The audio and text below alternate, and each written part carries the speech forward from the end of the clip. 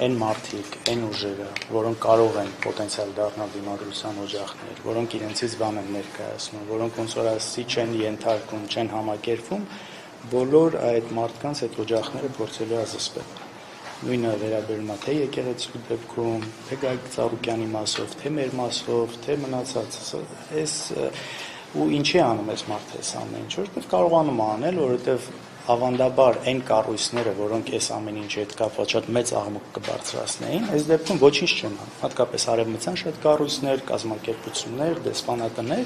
քար լռություն, ոչինչ չկա։ Կատարյալ հասկանում եք, այն օրը 3 էր չէ ազգային ժողովում, ասենք